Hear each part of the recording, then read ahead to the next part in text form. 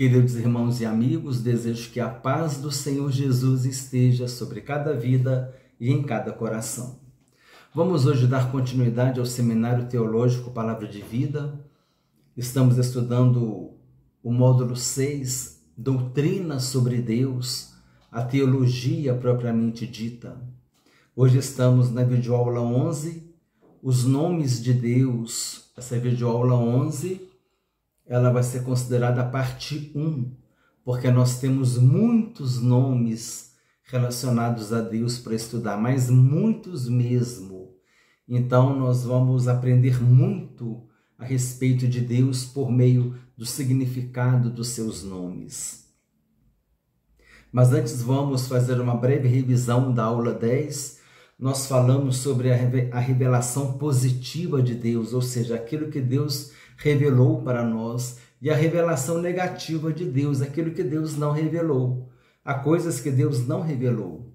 Nós destacamos aqui duas referências bíblicas, Deuteronômio 29 e 29, muito fácil de gravar, né? Deuteronômio 29 e 29, que diz que as coisas que nos foram reveladas pertencem a nós e aos nossos filhos, mas as coisas que não foram reveladas pertencem a Deus. Em Atos capítulo 1, versículos 6 a 8, os discípulos perguntaram: Senhor, será este o tempo no qual o reino de Israel será restaurado? Jesus disse: não vos compete conhecer tempos ou épocas que o Pai reservou pela sua exclusiva autoridade. Quer dizer, coisas não reveladas estão sob a autoridade de Deus, estão sob o domínio de Deus, sob a soberania de Deus. Muitas coisas Deus não revelou e em algum tempo Ele vai revelar, porque ainda não é o momento de ser revelado. E há outras coisas que Deus já revelou. E o que nós sabemos a respeito da revelação de Deus está na Bíblia, né? Nós já estudamos aqui a revelação especial de Deus por meio da palavra de Deus, né? Deus se revelou por meio de Jesus Cristo, mas também se revelou por meio da lei moral que existe dentro de nós, de sabermos o que é certo, de sabermos o que é errado, de sabermos o que é justo, de sabermos o que é injusto. Deus também se revelou por meio da natureza, que nós já estudamos em aulas passadas aqui. Metáforas bíblicas relacionadas a Deus. Deus é fogo consumidor. A galinha que ajunta seus pintinhos. Jesus disse que queria, assim como a galinha ajunta o pintinho debaixo de suas asas, assim Jesus queria fazer com Jerusalém, mas Jerusalém rejeitou Jesus, não é? Jesus profetizou sobre o que aconteceria com Jerusalém, o cerco a Jerusalém, que aconteceu no ano 70 depois de Cristo, quando o general Tito cercou Jerusalém durante 3 anos e meio. Foi na época de uma das festas, não sei se era Páscoa, não me lembro qual das 3 festas, Páscoa, Pentecostes e Tabernáculos. Era uma dessas 3 festas. Então, os judeus, eles iam a Jerusalém, né, para participar da festa. Tem até os salmos de romagem, né, que são os salmos que os judeus cantavam quando eles iam para as festas em Jerusalém. Então, naquele momento, houve um aumento da população de judeus dentro de Jerusalém, e general Tito aproveitou esse momento e fez o cerco à cidade de Jerusalém quando ela estava populosa, quando ela estava com mais pessoas do que o normal. Houve muito sofrimento nesse cerco a Jerusalém, e nós até disponibilizamos aqui na descrição dessa videoaula a respeito desse assunto, videoaula 10, nós deixamos ali o link sobre o cerco a Jerusalém. É uma história fidedigna e é importante nós sabermos quando Jesus profetizou sobre o que aconteceria contra Jerusalém, quando ele disse: os inimigos vos cercarão nas trincheiras. Então, houve uma profecia ali de Jesus que se cumpriu, e esse estudo traz bastante coisa. Se você quiser, vai lá na videoaula 10, lá na descrição do vídeo você encontra o link do estudo Cerco a Jerusalém. Se você gosta de pregar a palavra de Deus, se você gosta de dar estudos bíblicos, esse é um assunto muito importante. Você vai aprofundar muito e você vai ter uma bagagem muito profunda para poder falar a respeito daquelas profecias de Jerusalém. Quando Jesus disse, Jesus estava sendo levado para o Calvário, as mulheres de Jerusalém começaram a chorar, né? Estavam chorando por causa de Jesus. Jesus falou assim: mulheres, não chorem por mim, mas chorem por vocês e pelos seus filhos. Olha que palavra dura. Aquelas mulheres não entenderam nada, né? Mas no ano 70 depois de Cristo veio o entendimento. Então, fogo consumidor, galinha que ajunta seus pintinhos, torre forte, refúgio, né? Vimos o conceito de baluarte, que é fortaleza, que é construção segura. Quando a gente fala que Deus é a nossa torre forte, Ele é a nossa proteção, é a nossa fortaleza. Jesus é o nosso baluarte, Jesus é o nosso castelo forte. Jesus é a rocha eterna, né? O nosso Deus é comparado como rocha. O pastor, o bom pastor que dá vida pelas ovelhas. O Salmo 23 que diz: o Senhor é meu pastor, nada me faltará. Do hebraico, os estudiosos dizem que a tradução é: o Senhor é meu pastor, ele não me faltará. Ou seja, Deus estará presente em todos os momentos de nossas vidas. Deus estará presente em qualquer circunstância de nossas vidas. Deus disse: nunca te deixarei, jamais te desampararei. Jesus disse: eis que estarei convosco todos os dias, até a consumação do século. Eu vos enviarei o Espírito Santo e ele permanecerá para sempre convosco. É a presença do Pai, é a presença do Filho, é a presença do Espírito Santo. O nosso Deus é o Deus presente. Jesus está conosco. Jesus é o Emanuel, o Deus conosco. Jesus é o nosso escudo. O salmista diz que Deus é o nosso escudo e a nossa fortaleza. Também outro símbolo relacionado a Deus, né? O escudo e sol.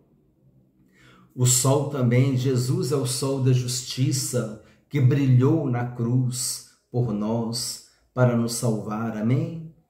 Jesus é o ímã que nos atrai e nos leva para a presença de Deus. Vamos agora estudar os nomes de Deus. Quando estudamos sobre os nomes de Deus, é bom demais falar de Jesus, né? Alegra o nosso coração. Quando estudamos sobre os nomes de Deus, aprendemos mais sobre Ele, pois muitas de suas características são reveladas nos nomes a Ele atribuídos por todas as Escrituras. Então, as características de Deus são reveladas nos nomes a Ele atribuídos em todas as Escrituras. A gente começa a falar aqui e coisa que não está nem programado e começa a sair, porque é bom demais falar das grandezas de Deus, né? Item 2. Qual é o nome de Deus? O nome de Deus. O nome. A gente vai até falar aqui depois. Hashem. O nome de Deus. Hashem. O nome.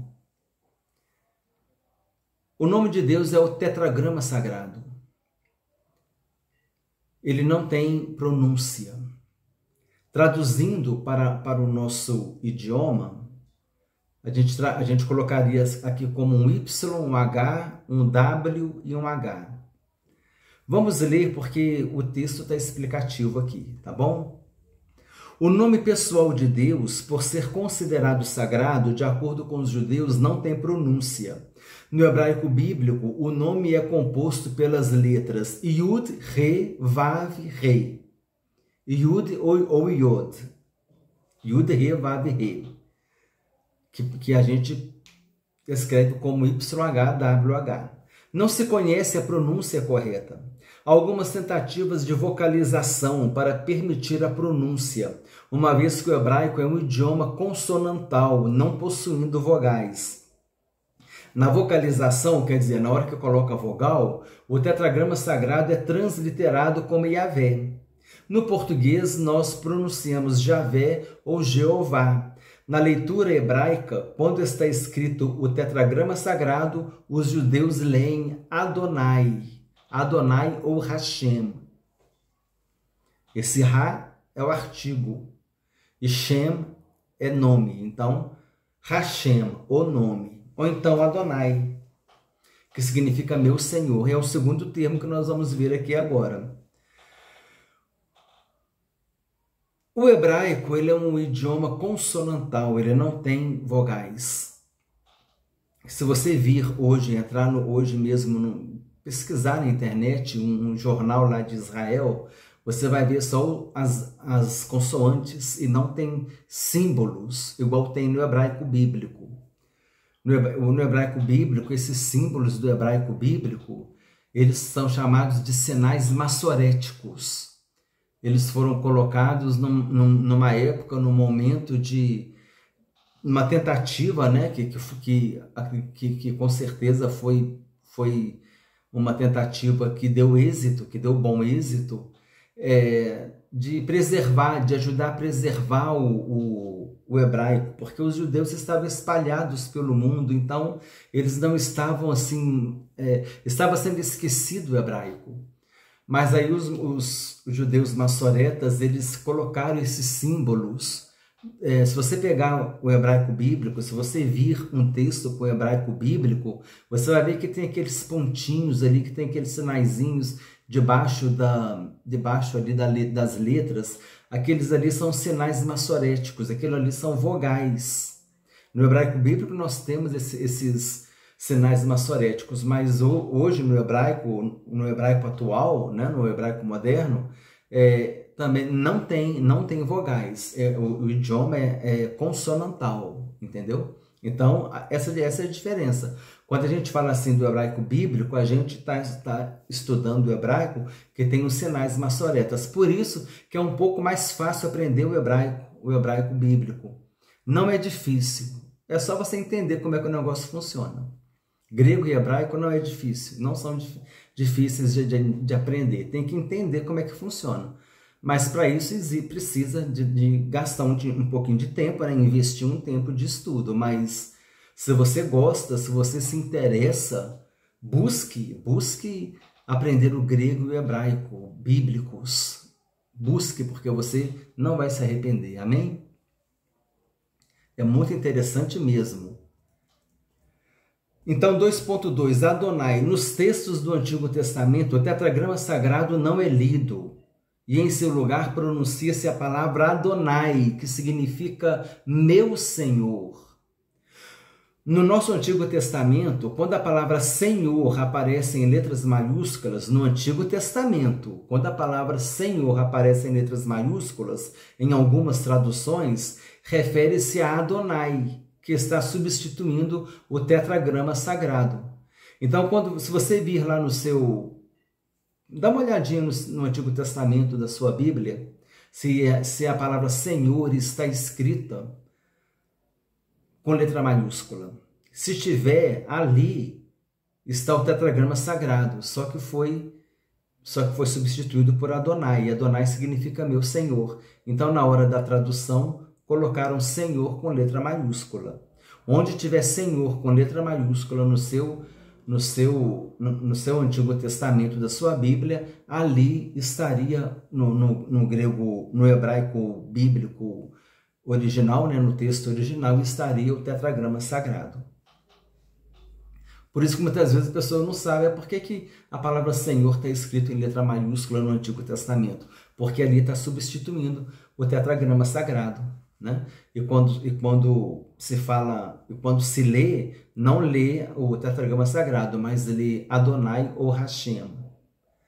Observações. Adonai significa Senhor absoluto, considerando que Deus tem total autoridade. Irmãos, a matéria está sempre na descrição do vídeo, amém? Às vezes eu esqueço de falar no início da aula, mas eu coloco lá no título para chamar a sua atenção de que a matéria está na descrição do vídeo, porque é importante você acompanhar a leitura. Número 2. O Novo Testamento No Novo Testamento, que foi escrito na língua grega, não temos mencionado o nome próprio de Deus. Isso porque a palavra utilizada para Senhor nos originais em grego é Kyrios e não a palavra hebraica tetragrama sagrado, que só é encontrada no Antigo Testamento, que nós falaríamos como Yahvé ou Jeová, né? Mediante uma vocalização, anunciaríamos Jeová ou Yahvé, ou Javé. Número 3. No Antigo Testamento, o tetragrama sagrado é mais utilizado quando Deus trata diretamente com Israel. Adonai é mais utilizado quando ele lida com os povos gentios. Para Deus existem dois povos, os judeus e os gentios. Se você não é judeu, você é gentio. De qualquer que seja povo, tribo, língua ou nação. Se você não é judeu, você é gentio. Número 5. O nome tetragrama sagrado, Yahvé, Jeová, não deveria ser pronunciado por respeito. Os judeus não pronunciavam Yahvé, o tetragrama sagrado, por isso eles falavam Adonai. Dessa forma, Adonai era o nome mencionado quando da leitura, no momento da leitura do texto bíblico. Quando na leitura do texto bíblico aparecesse o tetragrama sagrado. Apareceu o tetragrama sagrado, lia-se Adonai. No Antigo Testamento, o tetragrama sagrado é substituído pela palavra Hashem, que significa o nome. Ra é o artigo e Shem significa nome, então o nome. Então tem o tetragrama sagrado lá no hebraico. No texto bíblico hebraico tem o tetragrama sagrado. Na hora que o judeu estava lendo, quando chegava no tetragrama sagrado, ele falava Adonai ou Hashem, que significa o nome, mas ele não pronunciava o tetragrama sagrado. De acordo com a tradição judaica, a palavra Adonai, tendo em conta que se refere a Deus, também não deve ser usada sem consideração, nem deve ser usada em lugares impróprios, como instalações sanitárias. Então esse é o zelo da tradição judaica com o nome de Deus. 2.3, a língua palatal, né? A língua bate no palato. O palato é o céu da boca. No hebraico, é um dos termos mais antigos para se referir a Deus. Com 208 ocorrências no Antigo Testamento, não é o nome mais usual para se referir a Deus, e sim Elohim, que se fosse pronunciar no hebraico seria Elohim, né? Mas a gente vai ler Elohim. Nas línguas semitas, da qual faz parte o hebraico, transmite provavelmente a ideia de aquele que é forte.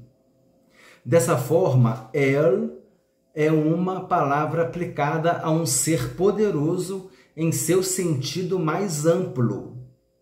Importante considerar aqui que poderia se referir ao Deus Todo-Poderoso ou a falsos deuses. Quando aparece em sua forma plural, Elim, precisa observar o contexto para fazer a tradução adequada, uma vez que pode significar deuses, no sentido de ídolos construídos por homens. Tem que ver qual é o contexto que a palavra está sendo usada, para você entender a que se refere. Entre os cananeus, era o nome do deus-chefe do panteão cultuado por eles. No módulo 1 do nosso seminário, acredito que você já tenha passado por ele, no módulo 1 nós estudamos este termo. Qual termo que nós estudamos? O termo panteão. O termo panteão foi estudado no módulo 1. Panteão é um termo romanizado, latinizado, sofreu a influência do latim. Panteão vem do grego panteos, que significa todos os deuses. Nós estamos em novembro, nós tivemos, os Jogos Pan-Americanos e também os Parapan, os Parapan-Americanos. Então, Jogos Pan-Americanos. Pan é de todos, americanos das Américas. São jogos de todas as Américas. América do Norte, América Central e América do Sul. Por isso que é Pan-Americanos, porque são jogos que os países das 3 Américas, de todas as Américas, participam. Então vem do grego panteós, que significa todos os deuses. Pan é todos, teós é Deus. Panteós, todos os deuses. Esse termo sofreu a influência do Império Romano, do latim, e ele foi mencionado como panteão. Nós estudamos, na aula sobre o teísmo, nós estudamos que tem o politeísmo, tem o teísmo, tem o deísmo. Foi a aula desse módulo ainda, umas 4 aulas atrás. Então, nós estudamos ali um termo chamado enoteísmo. Então, com relação aos cananeus, aqui se aplica o termo enoteísmo, que significa crença em vários deuses, sendo que um desses deuses é o Deus Supremo. Na mitologia grega, o Deus Supremo é Zeus, né? Os deuses do Olimpo. Zeus é o Deus Supremo. Se eu não me engano, para os romanos é Júpiter. E aqui para os cananeus, no panteão deles, no conjunto de deuses deles, o Deus Supremo, o Deus chefe, né, é o El. Então, para os cananeus é o El, para os gregos é o Zeus, e, se eu não me engano, para os romanos é o Júpiter. Eles são os chefes do panteão deles, né? Cada um do seu panteão. E do grego, do romano, do cananeu. E esse termo é o enoteísmo. Enoteísmo é quando um conjunto de deuses tem um Deus supremo, quando o panteão tem um Deus supremo, um Deus chefe. E nós estudamos também que a palavra panteão, além de se referir a todos os deuses de uma determinada nação, de um determinado povo, né? Repetindo, Zeus para os gregos, Júpiter para os romanos, El para os cananeus, esse panteão também poderia se referir ao templo desses deuses. Estudamos isso também no módulo 1. Então, o panteão pode se referir ao templo dos deuses, e panteão pode se referir ao conjunto dos deuses. Quando esse conjunto de deuses tem um Deus supremo, um Deus maior, um Deus chefe, é o enoteísmo. No caso dos cananeus, o Deus chefe é o El. No caso dos romanos, o Deus chefe é o Júpiter. No caso dos gregos, o Deus chefe é o Zeus. É importante repetir, né, irmãos? Para ficar bem assimilado. A gente tem que aprender essas coisas para a gente ter um discurso diferente, um discurso com mais conteúdo, para poder ensinar, para poder pregar, não é? Sempre na dependência do Espírito Santo. Mas o agir do Espírito Santo na tua vida, ele vai potencializar o conhecimento que você busca. No Antigo Testamento, quando aplicado entre os israelitas para se referir ao verdadeiro Deus, ela muitas vezes aparece como parte de um nome composto. Por exemplo, El Shaddai, o Deus Todo-Poderoso. Esse comentário que eu vou fazer agora, eu ia fazer na próxima aula, porque a próxima aula já está preparada para eu gravar. Mas eu vou antecipar. É interessante, uma estratégia muito interessante, a gente assimilar o termo do nome de Deus com o episódio. Deus apareceu para Abraão e disse: eu sou o El Shaddai, o Deus Todo-Poderoso. Né? Jeová Jireh, Deus proverá. Vamos estudar o Jeová também. Jeová Jireh, Deus proverá. Quando Abraão, né, Deus proveu o cordeiro para ser sacrificado no lugar de Isaque. Jeová Roi, se eu não me engano, Jeová Roi, quer dizer, o Senhor é o meu pastor. Não, o Senhor está ali. Não, o Senhor que vê, Jeová Roi, o Senhor que vê. Jeová Roi é o Senhor que vê, quando Deus se encontrou com Agar no deserto. Jeová Ra, o Senhor é meu pastor. Salmo 23, o Senhor é meu pastor, ele não me faltará. Né? Então a gente vincular o nome de Deus com a passagem bíblica. Jeová Shammah, o Senhor está ali. Jeová Shalom, o Senhor é paz. Então, como Gideão disse, né? Jeová Shalom, o Senhor é paz. Então, a gente vai assimilando os momentos, os registros desse nome com a passagem bíblica. Eu acho que é uma estratégia interessante para a gente gravar o nome e o significado dele. Eu gosto muito desse, né? O Senhor apareceu a Abraão, acho que é Gênesis capítulo 17, versículo 1. Deus apareceu a Abraão e disse: eu sou o El Shaddai, eu sou o Deus Todo-Poderoso. Mas nós vamos voltar a comentar sobre isso, amém? Observação: é possível que El apareça combinado a outras palavras que também são utilizadas para se referir a Deus. Um exemplo interessante desse tipo de caso pode ser visto em Deuteronômio 5:9, capítulo 5, versículo 9, onde se lê: não adorarás, né? Deus disse, não farás. Aqui Deuteronômio capítulo 5 é a repetição dos 10 mandamentos, que se encontra lá em Êxodo capítulo 20. Êxodo capítulo 20 são os 10 mandamentos, quando Deus entregou para Moisés, e aqui em Deuteronômio capítulo 5 é a repetição dos 10 mandamentos. Deus disse: não farás outros deuses diante de mim, não adorarás nem lhes darás culto, porque eu, o Senhor Yahvé, Adonai, né? O tetragrama aqui, teu Deus Elohim, sou Deus zeloso. Agora é El, olha só, nesse versículo aparece o tetragrama sagrado, o Elohim, e aparece El, os 3 termos que se referem a Deus.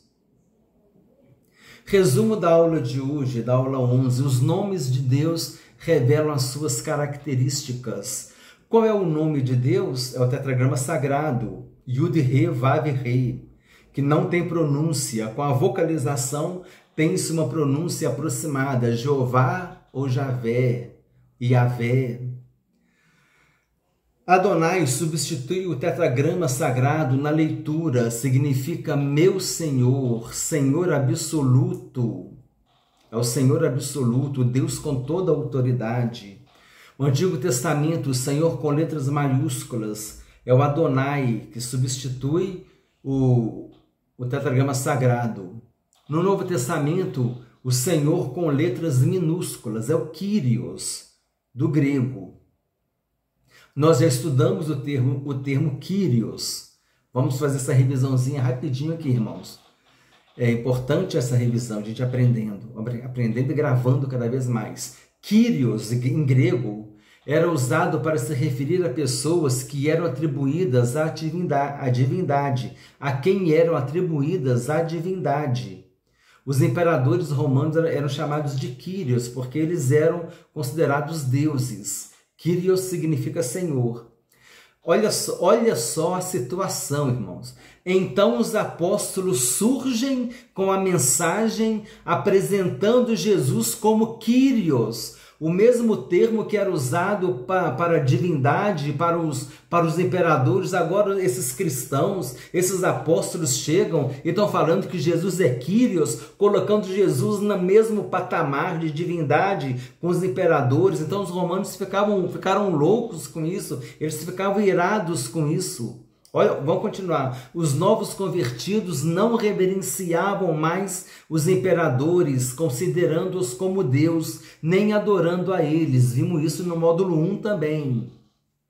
O que era uma grande afronta ao Estado romano. Não adorar o imperador era uma grande afronta ao Estado romano, era punível com a morte. Esse é um dos motivos que levaram os cristãos a serem perseguidos na igreja primitiva. A igreja primitiva foi perseguida pelos romanos por causa disso, porque eles não reverenciavam. A partir do momento que eles aceitavam Jesus, que eles entregavam a sua vida a Jesus Cristo, eles não aceitavam aceitavam mais adorar o imperador, a reverenciar o imperador, a se ajoelhar ao imperador, a confessar com os lábios que o imperador era Quírios, porque agora o Quírios dele era Jesus Cristo, porque eles agora conheciam Jesus, tinham tido uma experiência de salvação com o Senhor Jesus Cristo. Como é maravilhoso quando nós conhecemos Jesus e o temos como nosso Senhor e Salvador, porque Ele é o Emanuel, Ele é o Deus conosco.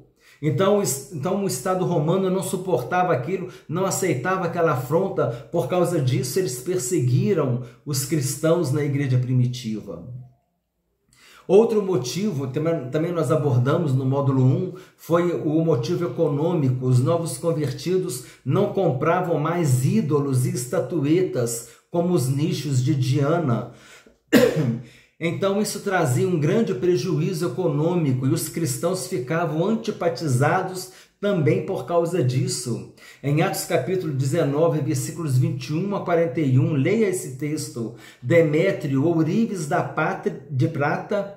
de prata, ele trabalhava prata, fazia da prata nichos de Diana, fazia aquelas casinhas com a Diana dentro, aqueles santuáriozinhos, imagens de Diana, e eles reclamaram da presença do apóstolo Paulo pregando o evangelho e convertendo as pessoas.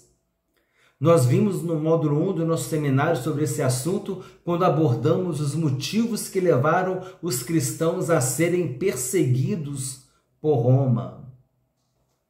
Acompanhe o nosso seminário, comece pela aula 1 do módulo 1, faça suas anotações, como eu falei, copia na descrição do vídeo o texto, cola no Word e vai montando a sua apostila, aquele colar especial para não perder a formatação do texto. Do jeito que está na descrição, você cola no Word e vai montando a sua apostila, mas não vai só abrindo as aulas e copiando a matéria, não. Você assiste a aula e copia a matéria, que aí você vai pegar a sequência, porque muitas coisas são faladas, são explicadas. Então, é importante você acompanhar também a aula. Vale a pena você fazer isso, irmão. Aproveite este seminário teológico disponibilizado gratuitamente para vocês. Se você quer servir a Deus, deve se preparar e é importante estudar para levar a mensagem em estudos com importante conteúdo teológico. E assim o nome do Senhor será glorificado. Amém? Então aqui nós falamos sobre o termo Kyrios, que Kyrios em grego é Senhor, e essa palavra Kyrios, ela era aplicada a quem era atribuída divindade. Então o imperador romano era Kyrios, aí os apóstolos começaram a apresentar Jesus como Kyrios também, como que atribuindo a divindade a Jesus também. Jesus é Deus, mas os romanos eles viram aquele confronto, agora deixa de adorar o meu imperador para adorar esse Jesus. Aí eles perseguiram os cristãos por causa disso. Não adorar o imperador era uma infração, era uma pena capital, era condenação à morte, e por isso que muitos cristãos morreram, porque eles rejeitaram adorar o imperador, porque agora o Kyrios deles não era mais o imperador, mas o Kyrios dele era Jesus, o verdadeiro Deus, o verdadeiro Senhor e Salvador. Na aula de hoje nós vimos o tetragrama sagrado é mais usado quando Deus trata diretamente com Israel e Adonai quando lida com os povos gentios. No Antigo Testamento o tetragrama sagrado pode ser substituído pela palavra hebraica Hashem, que significa o nome.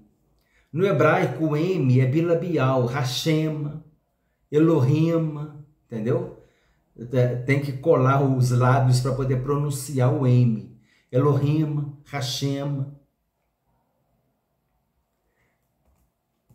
A palavra Adonai é usada em expressões como Shalom Adonai, que significa a paz do Senhor. Não é Shalom Adonai, é Shalom Adonai. Há uma razão gramatical para isso, há um construto aqui. É uma razão gramatical para isso. Então, não é Shalom Adonai. O correto é falar Shalom Adonai. A expressão Adonai Kadesh está relacionada com a santidade de Deus e significa o Senhor é santo. El aparece em 208 ocorrências no Antigo Testamento. O nome mais usado para se referir a Deus é Elohim, né? Elohim. Nós vamos estudar na próxima aula esse termo, ele é muito importante. El, nos idiomas semitas, traz a ideia de aquele que é forte. Os idiomas semitas, nós sabemos que o hebraico, ele é de origem semita, ele é um idioma semita. El era o nome do deus-chefe do panteão cananeu. Panteão é o termo romanizado de panteós, do grego, que significa todos os deuses. E panteão também se refere ao templo desses deuses. Enoteísmo, crença em vários deuses, sendo que um é o supremo a todos. Na mitologia grega, o deus supremo Zeus, né, ele é o deus superior do panteão dos deuses gregos. O panteão dos cananeus, o chefe é o El. E dos romanos, o panteão, o chefe do panteão, do conjunto de todos os deuses, é Júpiter. No Antigo Testamento, o termo El aparece como nome composto, por exemplo, El Shaddai, que significa o Deus Todo-Poderoso. Aqui, irmãos, nós terminamos essa aula. Eu confesso que eu não esperava que fosse ficar tão grande assim. Falamos apenas de 3 nomes de Deus e a aula foi grande, mas é porque um conteúdo puxa outro conteúdo, e aquilo que eu expliquei para os irmãos, a gente planeja uma aula, mas na hora as coisas vêm e a gente vai falando, porque é pertinente falar, para a gente trazer uma boa aula, para a gente trazer uma aula com substância, com conteúdo, algo que venha realmente agregar para nós, para que a gente seja mais bem preparado para servir a Deus, para glorificar o nome do Senhor. Como eu disse, esse seminário tem o objetivo, meus irmãos, de preparar, de contribuir na preparação de obreiros para a obra de Deus. Amém? Para que a gente possa trazer conteúdos substanciais, conteúdos impactantes, conteúdos que façam a diferença na hora da nossa pregação, na hora do nosso ensino, para que as vidas recebam uma palavra que venha alimentar, que venha alimentá-las espiritualmente, e assim elas vão crescer na graça e no conhecimento de nosso Senhor Jesus Cristo. E tudo é para a glória do Senhor Jesus. Tudo aquilo que nós fizermos, quer seja em palavra ou em ação, vamos fazer em nome de Jesus Cristo, para a glória de Deus Pai, dando graças a Deus Pai. Desejo que Deus abençoe sua vida ricamente em nome de Jesus. Compartilhe essa aula com quem gosta de estudar a palavra de Deus.